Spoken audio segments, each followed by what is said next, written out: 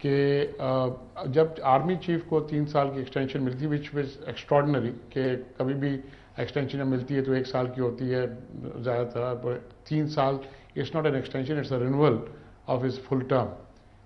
Now اس میں سمجھتا ہوں کہ جب کل کی بات جو انہوں نے کی ہے تو یہ آرمی چیف کی تھوڑی سی اپنی پوزیشن خراب ہوگی، کیونکہ لوگ کہیں گے کہ آرمی چیف کو بیسکلی انہیں کمپرومائز کیا اپنے ایکسٹینشن لینے کے لیے. اکثر آپ سب کو سن چکے، آپ نے شامی صاحب کو بھی سن لیا، خالد صاحب کو بھی سن لیا، آپ نے اکرام سیکل صاحب کو سن، آپ کو کیا سمجھ آ رہی ہے کیا ہوا؟ دیکھیں وہی ہوا جو ہوتا ہے ہمیشہ پاکستان میں، جو ہوتا آیا ہے وہی ہوا ہے. اور وہی شامی صاحب کہتے ہیں جی ملٹری سے خطرہ تھا، ملٹری کے پاس چلے گئے، کیونکہ ملٹری کا آپ ہی ڈان ہیں، آپ ہی مالک ہیں، انداتے ہیں، آئیں سر بتائیں ہمیں کیا کرنا. یہ ہوا ہے سر. فوج کا ہمیشہ پاکستان کی پولیٹکس کے اندر پازیٹیو رول رہا ہے. یہ الگ بات ہے کہ ہم اس کو مائنس بناتے ہیں، ہمیشہ پازیٹیو ہی رہا ہے. جی میری گزارش سنیں نا، اس کو نیگیٹو کون بناتے ہیں؟ ہم لوگ بناتے ہیں نا اپنی. دیکھیں ابھی 2.5 سال سے، یہ بلکہ 3 سال گزر گئے ہیں، 3 سال سے ہم نے کون سا ایسا کام کیا ہے جس پہ ہم یہ کہیں کہ کوئی ہمیں انٹرپٹ نہ کرے؟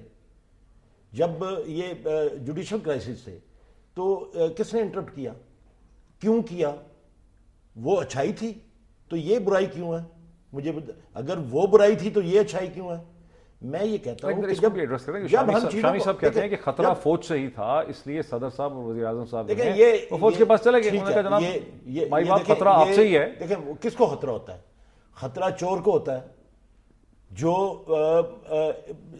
غلط کام کر رہا ہوتا ہے اس کو خطرہ ہوتا ہے نا. ٹھیک کام کرنے والے کو خطرہ نہیں ہوگا اگر یہ ٹھیک کام کرتے رہے. ہو رہی تھی پریزیڈنسی میں، ایک میٹنگ ہو رہی تھی، جو منسٹر ہمارے ڈیفنس پروڈکشن کے فارغ کیے کہ کیا نام تھا ان کا، قیوم جوتوئی صاحب نے اس میٹنگ میں سنا یہ کہا، انہوں نے صدر صاحب سے کہا، انہوں نے کہا کہ آپ بلائیں فوج ان کو، فوج والوں کو، ان سے پوچھیں چاہتے کیا.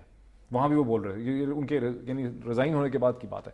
تو وہ جو شامی صاحب والی بات ہے کہ آخر ڈیل. دیکھیں اگر ہم اب بھی جھوٹ بولتے رہیں گے اور ملمہ بازی کرتے رہیں گے اور حقائق قوم کے سامنے نہیں لائیں گے تو میں نہیں سمجھتا کہ کوئی ہم یہ میڈیا کی آزادی، حقائق کیا ہمارا پڑھنا لکھنا اور ہم اپنی تعلیمی جو اوسط ہے وہ بڑھا لیں. لیکن اگر ہم لوگوں کے سامنے حقائق نہیں لائیں گے، حقائق یہی ہیں کہ ہم غلط ہیں، تبھی ہمیں آگے کوئی انٹرپٹ کرتا ہے. نہیں ہم سے کیا مطلب، ہم سویلین غلط ہیں، ہم پولیٹیکل لوگ. دیکھیں نا ہماری کرپشن جو ہے وہ ایک تو الزامات تھے زرداری صاحب کے اوپر، پیپلز پارٹی کے اوپر بے انتہا اربوں روپے کی کرپشن کے الزامات تھے.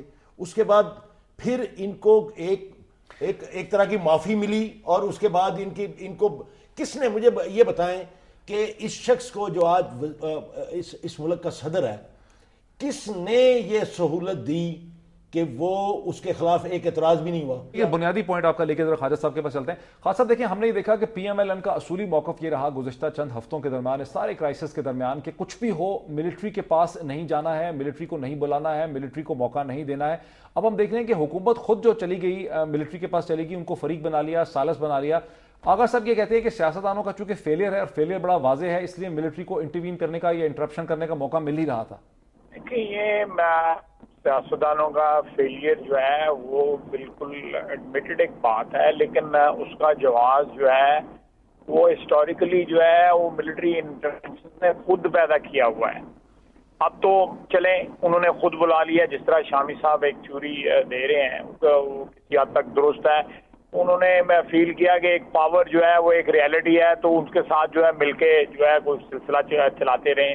پھر میں ان کی اس تھیوری تو ایسے اتفاق کر رہا ہوں کہ یہ اس وقت ایک پریگمیٹک اور ریئلسٹک اپروچ ہے، بٹ کانسٹیٹیوشن کے ساتھ جو ہے نا وہ کوئی وہ میرا خیال ہے متصادم ڈیفینیٹلی ہے. نہیں خالد صاحب آپ اسے اپروو کرتے ہیں؟ آپ سمجھتے ہیں کہ جو صدر نے یا وزیر اعظم نے، میں نے تو کہا ہے کہ کانسٹیٹیوشن کے ساتھ جو ہے وہ متصادم جو ہے وہ بالکل ہے. میں یہ آئینی بات نہیں ہے، آئینی بات نہیں ہے. فارملی یا انفارملی اگر فوج کو آپ کوئی رول دیتے ہیں تو دونوں صورتوں میں وہ جو ہے وہ غیر آئینی ہے. آرمی کا رول جو ہے وہ بہت سی چیزوں میں جو ہے وہ ختم ہونا چاہیے، اور اس میں جو ان کی اپنی آئینی حدود و قیود ہے ان میں ان کو رہنا چاہیے. اگر آج 2-2.5 سال کے بعد اگر حکومت جو ہے وہ فیلئر سامنے آ رہے ہیں، بالکل سامنے آ رہے ہیں، اس میں کوئی شک نہیں ہے. لیکن NRO بھی تو ایک فوجی حکمران نے ان کو دیا تھا نا. اگر معافی دی گئی تھی تو ایک فوجی حکمران نے ان کو معافی دی تھی. ذرا روکیے اکرام سہگل صاحب، یہاں پہ ہمیں سمجھ کیا آتا ہے؟ بات یہ ہے کہ میں ان سے یہ ایگری کرتا ہوں کہ جہاں تک پاسبل ہے ان کا رول منیمائز کرنا چاہیے. اور یہ گورنمنٹ بہت خوش قسمت ہے کہ کیانی صاحب جیسے آدمی جس کو بہت پیشنس ہے وہ آج چیف آف آرمی اسٹاف ہے. کوئی اور آدمی ہوتا جس کے پاس پیشنس نہیں ہوتا تو یہ بات اتنی نوبت پر نہیں آتی، یہ بات بہت پہلے ختم ہو جاتی. لیکن سر تھوڑا سا تھیوری سے ہم آگے چلے جائیں سر پریکٹیکل پہ کہ انہوں نے کل یہ کوئڈ پرو کو کیا ہے، یعنی یہ ملٹری سے کیا مانگ رہے ہیں؟ مطلب اسٹرینتھ مانگ رہے ہیں؟ میں سمجھتا ہوں کہ ان کو ایڈوائس ضرور دی گئی ہوگی کہ بھائی آپ جو سپریم کورٹ کے جو کیسز ہیں NRO کی جو بات کر رہے ہیں اس کے اندر آپ شروع تو کریں کہ ایٹ لیسٹ جو آپ کے NRO کیسز کو ان کو سیکریفائز کرنا شروع کریں. اور آپ نے دیکھا کہ پرائم منسٹر صاحب نے بھی کہا یہ بات کہ میں نے NRO والوں کو ریزائن کیا. اور پھر آپ نے دیکھا کہ سلمان فاروق صاحب چھٹی پہ چلے گئے اور رحمان ملک صاحب نے اپنے بچے بھیج دیے اور کافی ایسی کاروائیاں ہو رہی ہیں. اور دیکھیں میں داد دیتا ہوں عبدالقیوم جتوئی کو، ایٹ لیسٹ اس میں یہ وہ گٹس ہے کہ اس نے کھل کے بات کی ہے جو ایکچوئل اس رجیم کی ایکچوئل آئی وڈ سے ہے کہ بھائی کرپشن ہے تو پھر ایکولی ہونا چاہیے سب کے معاملے میں. تو آپ ان آدمی کو اس کو داد دیں نا کہ ایٹ لیسٹ وہ آدمی سچ تو بولتا ہے سامنے. اور ایٹ لیسٹ اور پیچھے بھی اس نے جو جس طرح کہہ رہے ہیں کہ اس نے کلوز ڈور میٹنگ میں یہ کہا ہے کہ آپ فوج کو بلائیں اور ان سے پوچھیں کہ وہ چاہتے کیا ہے.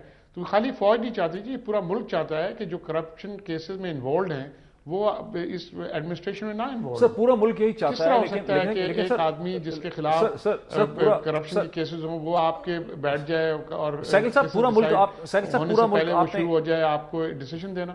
سہگل صاحب آپ نے کہا کہ پورا ملک یہی چاہتا ہے کہ کرپشن کیسز کا کچھ ہو، لیکن پورا ملک کل سے تو یہ بھی سوچ رہا ہے نا کہ کیانی صاحب کی جو ثالثی و فریقی کا جو رول ہے جس میں فریق بن گئے، ثالث بن گئے، اگر وہ آربیٹر بن گئے ہیں تو جو NRO کیسز زیر سماعت ہیں سپریم کورٹ میں اب ان پہ یہ کیسے یہ جو میٹنگ ہے ان پہ کیسے اثر انداز ہوگی؟ نہیں جی، میں سمجھتا ہوں وہ بیسکلی وہ کافی رومر چل رہی تھی کہ آرمی ٹیک اوور کر رہا ہے وغیرہ وغیرہ. وہ دیکھیے یہ رومر ملک کے لیے بھی اچھی نہیں تھی اور یہ ہو بھی نہیں سکتا ہے کہ آرمی، میں سمجھتا ہوں بہت ریزن سے آرمی ٹیک اوور کے نزدیک بھی نہیں جائے گا. ایک تو آپ کو پتا ہے کہ کاؤنٹر انسرجنسی چل رہی ہے، ٹیررزم ملک میں ہے، فلڈ ریلیف ہے، تو دوسری اکانومی مصیبت میں. تو آرمی کو کوئی پاگل کتے نے کاٹا ہے کہ وہ ابھی آ کے یہ ملک سنبھال لے جی. تو یہ باتیں آپ یہ چھوڑ جائیں. آرمی رکیے ذرا ایک سیکنڈ، جو رول لے گی وہ بالکل وہی رول لے رہی ہے جو بنگلہ دیش ماڈل کی طرح پیچھے سے رول ہے جو پیچھے سے. ذرا رکیے بیکاز میں بریک سے پہلے تھوڑا سا اس کو اسٹوڈیو میں. ہاں جی دیکھیں موہت، میں یہ عرض کرنا چاہ رہا تھا. دیکھیں میں کہتا ہوں کہ جھوٹ جو ہے وہ کسی چیز مسئلے کا حل نہیں ہوگا. جھوٹ کو ڈیفائن تو کریں. پھر جھوٹ تو یہ ہے دیکھیں کہ ایک شخص جس نے خود اپریشیٹ کیا، خواجہ آصف صاحب کے جو قائد ہیں محترم، انہوں نے اس رول کو، کیانی صاحب کے رول کو اپریشیٹ کیا جو انہوں نے ججز کی بحالی کے لیے ادا کیا. ہاں تو اب اس میں کیا وہ دیکھیں اب اس میں میں یہ کہتا ہوں کہ اس میں کیا خرابی ہے. اب یہ کوئی لیڈرشپ نہیں ہے. یہ لیڈرشپ میں سمجھتا ہوں کہ اگر یہ کسی بھی یہ ساتھ ہمسائے ملک میں چلے جائیں اس لیڈرشپ کو وہ بڑی بری نظر سے دیکھیں گے کہ جو ایک سٹانس کچھ لے اور اس کے بعد دوسرا سٹانس لے اسی ایشو کے اوپر، ایک ایشو کے اوپر. کل میں یہ کہوں کہ جناب میں زرداری صاحب کے ساتھ کھڑا ہوں اور ان کو میں گرنے نہیں دوں گا. آج میں یہ کہوں کہ میں سپریم کورٹ کے ساتھ کھڑا ہوں، میں سپریم کورٹ کو نہیں گرنے دوں گا. تو بھی آپ گرنے کس کو دے رہے ہیں؟ دونوں نہیں گرے. آپ تو دونوں کو گرانا چاہ رہے ہیں، دونوں کو سنبھالنا چاہ رہے ہیں. دونوں کو سنبھالنا چاہ رہے ہیں سر. وہ جو جگلر ہوتا ہے جیسے 9 بوتلیں ہوا میں پھینکی. کہ یہ لیڈرشپ نہیں ہے. اس طریقے سے معاملات کو دیکھیں. یہ اب ہمیں سنجیدہ ہو جانا چاہیے اور ہمیں اگر اللہ میاں نے کوئی حیثیت دے دی ہے تو اس حیثیت کے مطابق ہمیں بات کرنی چاہیے اور اس کو اور جو بھی کریں ہم اس کو دیکھیں. یہ اس ملک کے اندر افواج پاکستان، میں جب کہتا ہوں نا کہ پازیٹیو رول رہا ہے اور پازیٹیو رول رہنا چاہیے.